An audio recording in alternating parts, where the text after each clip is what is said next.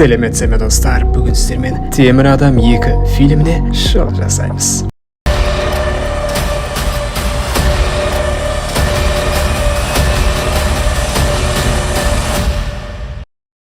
Кино басында Тони Старктың «Мен темір адамын» деп жария еткен жаңалығын Мәскеуде өлер халде жатқан шал көріп, ұлы Иванды шақырып алып, оның орнында сен болуың керек деп бақилық болады. Баласының жасы сол жерде қайғыдан ызаға ауысып, әкесінің проектілерін ашып қараса, онда Старк арғы жағында Говард Старк пен Антон Ванко деп тұр екен. Сол арада Старк жайлы ақпараттарды жайып тастап, бір нәрсе құрастыра бастайды. Соңында ойы іске асты. Қарасақ, бұл дәл Старктікі тәрізді микрореактор.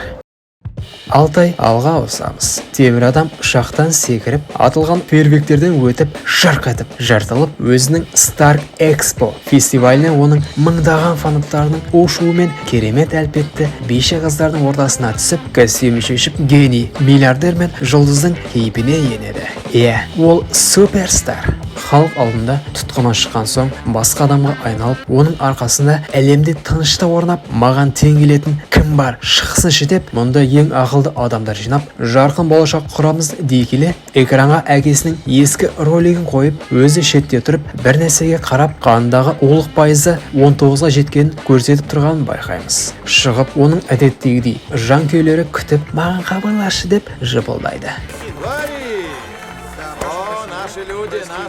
Артынша оны үкімет алдында есеп беріп отырып, сенатор темір адамды қару ретінде қарастырып, мемлекетке тапсыруды сұрайды. Кейіпкеріміз жоқ, темір адам ол мен, екеуміз ажамаймыз деп келіспейді. Сол арада залға қару индустриясының мамандарының бірі Джастин Хаммерді шақырады. Ол оның әкесін еске ала, сен сияқты нәзіктеу емес еді деп сенаторды құптайды. Онымен тынышталмай, досы Роудиді шақырып, оның темір адам жайлы жазған рапортындағы ол мемлекет үшін бәлкім қауіп төндіруі мүмкін деген жерін қиып алып оқытады. Ал оның жалпы темір адам пайда алып келу мүмкін деген жерін оқытпайды. Сосын экраннан темір адам тәрізді костюмдер жасалуы мүмкін жерлерді белгілеп тұрады. Старк құрылғысын алып жердің түкпір-түкпіріндегі соңғы сияқты жасағысы келген жерлерді спутник арқылы тауып көрсетеді. Ішіндегі әлгі Хаммерде бар екен. Байғұс ұялып, экранды өшіріп тастағысы келеді. Старк тұрып, мен сіздердің қорғаныстарымын. Мен шыққалы әлемде бейбіт орнады деп, бәрі тұрып, оған шапалақ ұрып, мадан астына алады. Бірақ мұнда соны ТВ-дан көріп отырған Иван сәтті сынақ өткізіп, міне мынандай костюм ойлап тауыпты. Мұнда Старк офисінде оның әртүрлі костюмдері, чатбот және мына сәл мәңдеу роботын көреміз. Джарвис оған қанның улығын түсіру үшін мына сусынды ішіп, кеудеңіздегіні ауыстырыңыз, өйткені ол тез бітіп қалып жатыр. Және де қожайын, сізге өмір берген құрылғы сол уақытта сізді өлтіріп жатыр. Дереу шешім қабылдамаса, жақсылыққа алып бармайтынын ескертеді. Пеппер кіріп қалып еді, бәрін өше салады. Қыз әдеттегі акция, бизнес, сату алу, қағаздар, әлгі баға ақша көп жұмсалып жатыр деп мыжып келе жатыр еді. Сені Stark Industries-тің генералды директор қылып жарияладым. Сен лайықты ізбасарсың деп қыздың аузын жауып тастайды. Ал мұнда тыныш жатпайтын Иван өзіне паспорт істетіп алып, Монакоға жол тартпақшы. Боксер-смақ Тони рингте аямай Хэппиін шарып жатқанда мынандай тәп-тәтті қыз келеді. Кім атаңыз? Наталья Рашман. Келіңіз мұнда. Ол бұлай иелеп кіріп, безірейіп қалады. Хэппимен бокстасып көріңіз деп, Пепперден ол кім десе, біз оны жұмысқа алайын деп жатырмыз деп тексерсе, ол кезінде мынандай модель болып істеген екен. Хэппи оған кеңес берейін деп еді. Қыз оның кеңесінің безін шығарып, жерге көтімен жатқызып, Старкқа маған қолыңыз керек еді деп, менің қолым мықты. Жоқ, қолыңыздың ізі. Кеткен соң, менің онымен жоқ, ойлаушыда болмас Старк. Кейіндеу Монакоға келіп, іште Натальяға тағы көз қырын тастап, оған Пеппер кішкене қызғанғандай болып, жолай Илон Маскты кездестіріп, электромобильдер жайлы кеңес айтады. Оған қоса ана Хаммерде қасына өткен фильмде жатып шыққан журналист қызды алып келіп, сөйлесейші деп нервіне тиеді. Ары кетіп, қан тексерсе, ондағы у мөлшері көбейіп жатыр екен. Айнаға қарап, менде басқа идея жоқ деп мойындайды. Хаммер қызға, Тони менің досым, бәсекелес емеспіз деп отқанда, Тони жарысқа қатыспақшы екен көреміз. Пеппер көріп өледі ғанау деп алаңға беріледі. Бірақ сонда да сайыс басталып, зуылдаған автокөліктердің даусы шығады. Ал мұнда аузына ши салған таныс бейне жүр. Әлбетте, мынандай жылдамдықта соқса, опат болатыны түсінікті. Иван түк болмағандай көздері шығып кеткен көрермендер көзінше трассаға шығып, өзінің костюмін жары етіп, өтіп баратқан гонщиктің көлігін сылқ етіп, қақ ортадан жарып түсіреді. Хаммер уайымсыз көзбен қарап тұр. Хеппи болса, Пепперге Тонидің костюмын алып келіп, бәрінің естері ауысқан ба білмеймін. Ол да сол трассаға басып кіреді. Ал Иван Тониді байқап, дәл сол әрекетін қайталап, қамшымен салып қалады. Көлік бөлініп, Старк жерге ауыр құлап, басындағысын шешше жарталып келе жатқан. Ал артында тоқтап, бір-біріне соғысып, атылып жатқан гонщиктердің фонында қадам басқан фигураны байқайды. Бүкіл әлем бұл көріністен шок. Иван көлікке қараса, жоқ, қайда? Ол арттан былай соққы жасайды. Упс, қамшылағыш былай сабақсы келбеді. Оны екіге бөліп тастауға сәл қалды. Ақыры оны құлатады. Жерде жатып, бензинге көз тастайды. Күтейік. Шешуші соққы жасауға келіп, жіберіп қалып еді, Старк қашып үлгереді.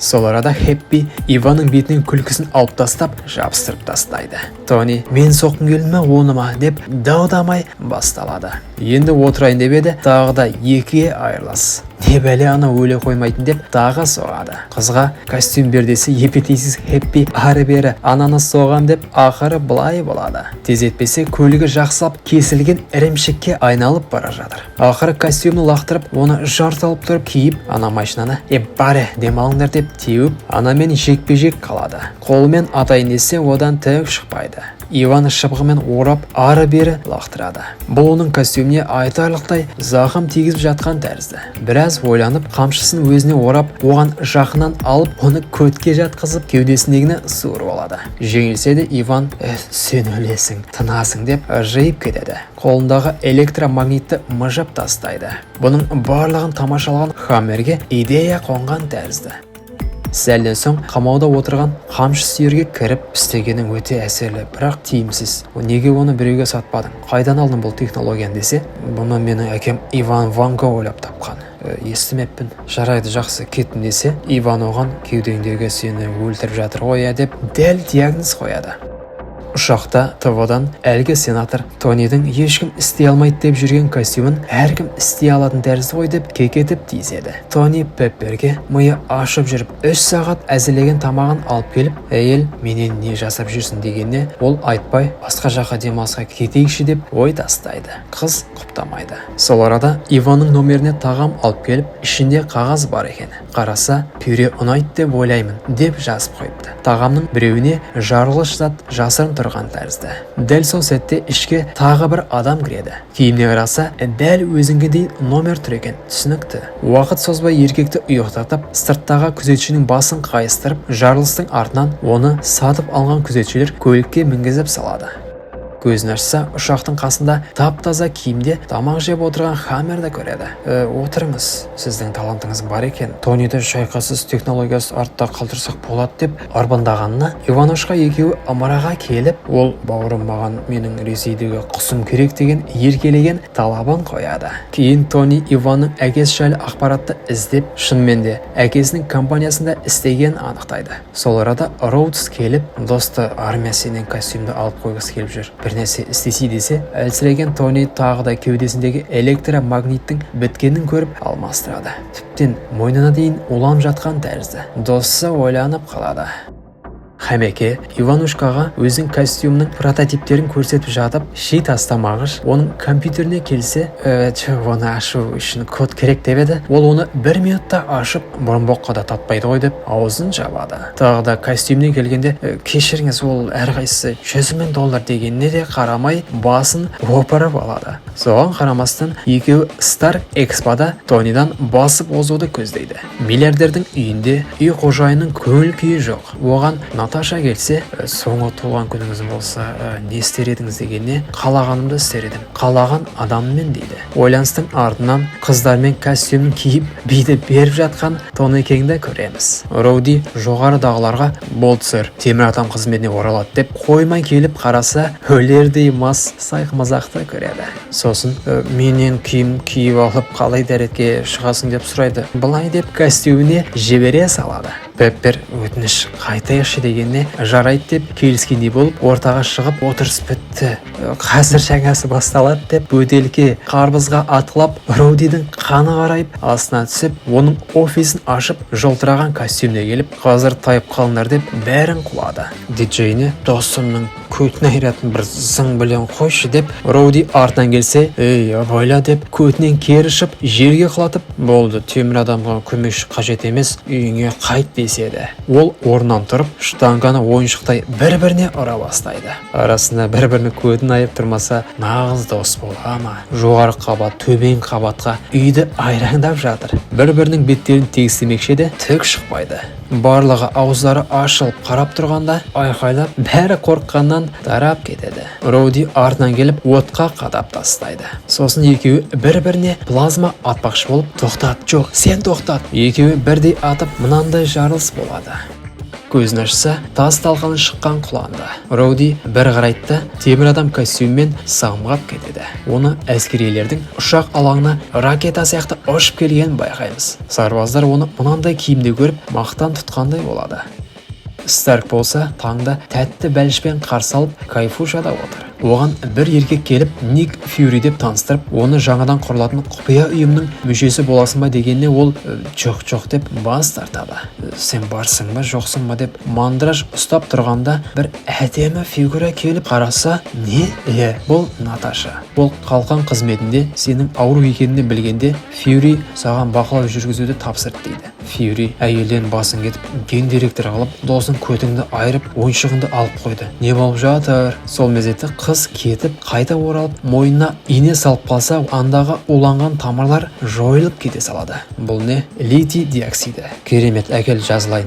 Жоқ, ол емдемейді, уақытша ауруды басады. Тони, мен бәрін көрдім, емі жоғау. Қателеспе, бәрін емес деп бізді қызықтырады. Хаммер Иванушканың көтінің қышуы қансын деп, сонау Ресейден папугайын алып келсе, жоқ, ол емес деп Хаммердің нерв клеткаларын өлтіреді. Қараса, костюмін көріп, анау басқа киюге жарамайды ғой. Не ол анау? Маған оның ішіне адам отыру қажет. Дрон жақсы, адамдармен проблема көп. Жарайды, бірақ ол халықты таңғалдыру қажет. Базада Роуди өзінің экземплярын генералына көрсетсе, керемет, оны Хаммерге бер. Ол оны экспода көрсетеді. Бірақ генерал, біз оны өзіміз қолданайық деп айтайын десе, бұл бұйрық деп аузын жабады. Фьюри Тонимен әңгімесінде сенің кеудеңдегі әлі толық бітпеген технология. Бұны бастаған сенің әкең Говард Старк. Ал Антон Ванкуше, ол бұл технологияны қолданып байып кеткісі келді. Әкең оған жол бермеді. Кейін Кеңес одағына оралғанда, ол бос келгенін көріп, Сібірге қуғынға жіберген. Сондықтан әкең өзі бастағанда тек сен аяқтай аласың деп сенді. Тони өзінің әкесі оған суық болып интернатқа берген айтып еді, онда сен әкең жайлы түк білмейді екенсің. Ол қалқанның негізін салушыларының бірі болған. Не? Тоқта, қалай? Деп тұрғанда, оған сыртында Говард Старктың меншігі деп жазылған бір чемодан алып келіп, өзің біліп ал. Міне Наташа мен агент Коули саған көмекке деп кетіп қалады. Базада Роудс костюмді ақтарып, оның кеудесінегіні алып қойып тұрғанда, о, мамма мия, костюмнің өзіме? Хаммер, бұған не қоса аласыз? Көрейік деп, сүйікті қуыршақтарын көрсетіп, соңында мен бұны крашым деп атаймын деген айналаны күлге айналдыратын қаруын көрсетіп жыртылады.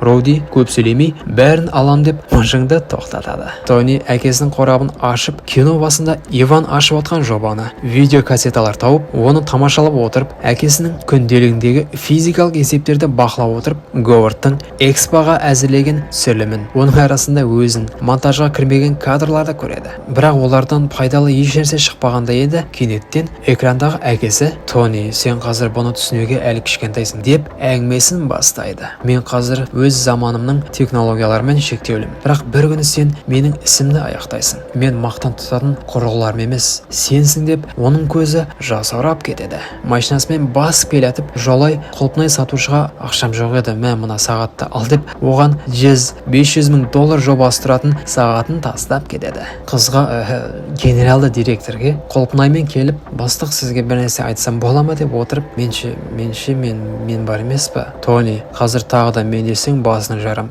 Маған құлпынай алып келдің бе? Әлемде бір нәрсеге ғана аллерген бар. Ол құлпынай екенін білесің бе? Мен де сенің кеткеніңді қалаймын деген сәтте Хеппи келіп бастық дейді.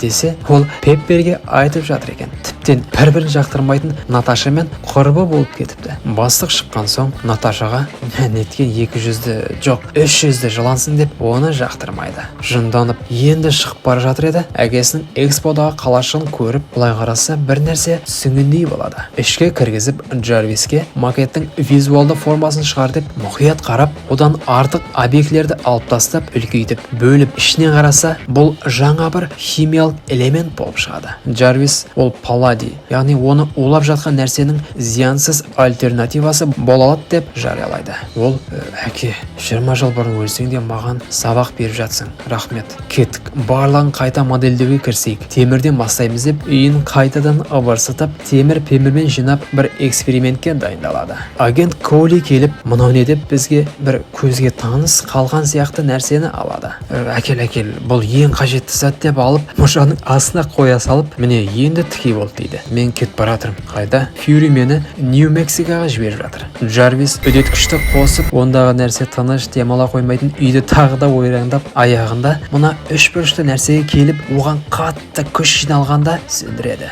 Джарвис оның жаңа элемент ашқанмен құттықтап, реактор модификацияланған ядроны қабылдайды дейді. Арғы жақта да мини реакторда шұқылап отырған Иванға Хаммер сенатормен гольф ойнап жүріп, не болып тұрғандар дайын ба десе, жоқ әлі деп камера ұзақтап, ол өзінің қаруын қайта жөндеп жатыр екен. Хаммер ыза түрмен оған келіп, попугай саат аяқ киімін алып қойып, ал сен тонаса не сезесің деп машин әңгімесін енгізіп, менде Старктың костюм бар, оны күшейтіп экспоға алып барам, сенімен кейін сөйлесеміз деп екі күзетпен тастап кетеді. Көңілі көтеріңкі Старкқа қоңырау шалса, екі күзетті іліп қойған қолы қан Ванко қолдан телефон істеп алып, 40 минуттан кейін Старк әулетінен түк қалмайды деп ескертеді. Осы әңгімеден кейін Старк Джарвис әлі ерте десе де мини реакторды кеудесіне енгізеді. Бәрі күткен экспо басталады. Пеппер мен Наташа келіп қойды. Сахнаға жарпыңдаған Хаммерді шығып, өтпейтін әзілдерін айтып, ханымдар мен мырзалар, қарсы алыңыздар, ақш болашағы, құрлық сарбаздары, флот, теңіз, жаяу, әуе сарбаздар деп дрондарды шығарып, көтін жыртып қуанады.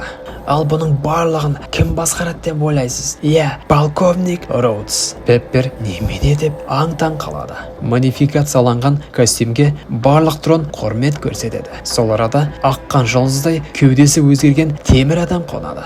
Барлығының шапалағының астында бізде проблема туындады. Адамдардың барлығына қауіп төніп тұр. Оларды шығару керек. Хаммерге Иван қайда деген сойды. Роудстың костюмі істен шығып, Тониға бағытталады. Бұл мұнда отырған Иванушканың тірлігі екен. Дрондарды өз бақылауына алып, темір адамға атака жасалады. Адамдарды құтқару үшін аспанға ұшып кетеді. Костюмдегі Роуди, Тони, қазір саған атамын, абайла деп ескертеді. Аспандағы қуаламашақ басталады. Хаммер не болды десе, бәрі істен шығып кеткен сыр деген сәтте, Пеппер күннің тірлігі бол десе, миымды ашытмаңдыш дегеніне Наташа келіп, сайқмазақтың қолын қайыстырып, зарлатып мойындатады. Ол Иван Ванко. Наташа дереу соған аттанады. Іште қалған дрондар экспоның жан-жағын қирата бастайды. Бұның барлығын рахаттанып, Ванко тамашалап отыр. Дрондар жерге пулемет сияқты бекітіліп, темір адамға атқылай бастайды. Байқауста өздерінде атып құлатады. Айналаның барлығы хаосқа айналады. Адамдар арасынан темір адамның маскасын киген кішкентай баланы қателесіп, нысана деп енді атайын деп еді, шынайы қаһарман келіп көмектесіп, жақсы атылыс балақай деп ұшып кетеді. Иванға баратқанда Наташа киімін ауыстырып жатыр еді. Хеппи көңілі ауысып қызға қараймын деп соғыса жаздайды. Старк дрондарды қаланың басқа бөлігіне алып кетеді. Епетейсіз дронның тағы біреуі соғысып істен шығады. Роуди қазір барлық қарумен атамын, абайла дейді. Наташа арнайы костюм киіп алып, ішке кіріп, өзінің қабілетін паш етеді. Хеппи де қыздан қаланба деп күзетпен көті қиналса да төбелеседі. Иван тағы қосымша дрондарды активацияландырады. Пеппер де программистпен дронды сөндіру амалын жасап жатыр. Наташа өлмекші адамдай секіріп мекіріп басқаларын ұйықтатып жатқанда мұнда Хеппи әлі біреуін құлата алмай зорға тәтті түске жібереді. Құлаттым деп қуанып қараса, қыздың істегенін көріп көтін қысады. Старк глобусқа арнай траектория жасап, финт арқылы бірнеше дронды ғайып қылады. Наташа Иванға келсе, мұнда жоқ. Тони Роудиге қайдасын деген сәтінде оған жапсып, саябақ сияқты жерге құлайды. Секси қыз компьютермен Роудидің костюмын қайта сөндіріп қоспақшы болады. Роуди қаламаса да костюм Старкты өлтіруге бүкіл күшін сарпып жатыр. Қыз оны ақыры істен шығарып Старкқа жаңа реактор жасап алыпсың ғой, енді өлмейсің дегеніне Пепперді естіп қалып, сол жерде мини реакторға қоса мини ұрыс басталады. Жылдамдатыңдар, дрондардың бүкілі келе жатыр. Роудиге тоқылдатып оятып алса, костюмды қайта аласың ау деп әзірлеп тұрып, істеген қателігін мойындайды. Сол арада дрондар кезек-кезек қона бастайды. Шешуші шайқас басталады. Екі дос сылқ етіп темірлерді айыра бастайды. Тағы да бір технологиясын қолданады. Базар жоқ, бауырым, неге осылай істей салмадың? Бір рет қана қолданылады. Хаммер деген стендаперге полиция келіп арестке алады. Әлі көретір, Пеппер көрсетем саған деп кетеді. Наташа ескерту, тағы бір дрон басқаларына ұқсамайды деп еді. Қарсы алыңыздар. Иван Ванконың өзі қамшысымен бірге. Роуди, тоқта, менде ерекше қару бар деп әлгі Хаммердің аузынан суы ағып мақтанған оғын атып қалып еді. Анау істеп беді? Біліп Старктың кезінде. Бұл оқта өтпеді. Ал енді Иван қамшысымен шапалақтап екеуін екіге жібереді. Старк қанша тырысса да оған зақым тигізе алмайды. Тони мен досын қамшымен орап алған сәтте Старк ой тастайды. Қане, қолыңды соз деп екеуі бір-біріне атып, одан пайда болған шардан жарылыс шығады. Екеуі әйтеуір тірі. Анау ше, жерде жатқан Иван соңғы сәлем ретінде сен өлесің деп дрондардағы минаны іске қосады. Старктың есіне Пеппер түсіп, оқтай соған ұшып кетіп, енді атылайын деген сәтте қызды құтқарып бір жерге келіп қонса, қыз итеріп шаршадым бәрінен деп кезекті ұрыс шығарып, истерикаға берілсе, еркек жылы сөздер айтып, көңілін аулап, екеуі бір кинодан кейін ақыры сүйіседі. Ұнады ма? Керемет, кеттік, жалғастырайық. Роуди ялмаңдар жастар деп бақылап отыр екен. Досты кетші, кайфты бұзбай. Әрине, бірақ менің көлігімді дрондар жарып, уақытша костюмды ала тұрсам айып етпе деп самғап кетеді. Ертесі іште отырып, кек алушылардың қағазын қарап, Фьюри келіп, Старкқа Наташаның оған берген бағасын оқыса, импульсивті өзінен шығып кетеді. Тәкаппар деген сөздер тұр. Фьюри, сені тек консультант ретінде қолдана аламыз. Ренжіме. Ақшаларың жетпейді ау. Бірақ тоқта, Роуди екеумізге Вашингтонда марапат берсе, тегін-ақ консультант болам. Жарайды деп келесі сценада кино басындағы оған тиіспелеп қоймаған сенаторның өзі марапат тағып Тониға келгенде әдейі инесін кіргізіп тұрып тағып бет жасап алып суретке түседі. Киноның аяғында әлгі агент Коули Нью-Мексикоға келіп, онда бір үлкен шұңқырды көріп, Фьюриге қоңырау шалып, сэр, біз таптық деп көз алдымызға бір жерге қадалған балға шығады.